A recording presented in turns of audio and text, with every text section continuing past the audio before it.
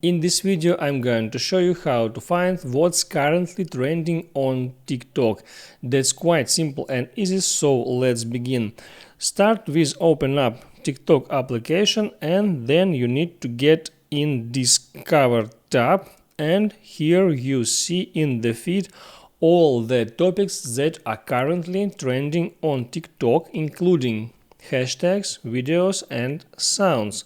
Here you see the hashtag that is currently trending, and here at the right you see the number of views that collecting videos that contains this exact hashtag. I can tap on any hashtag and here I see all the videos that get lots of views, and also I can tap on this red button to join this hashtag. It can be easy for me to make a new video using this exact hashtag. And also on that page I can select Add Sound button here at the top and then select TikTok Viral right here.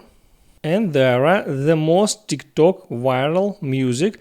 I can tap on it to listen it, and I can tap on this check mark to use this music in my video. I hope it helps you, so before you go, please like and subscribe.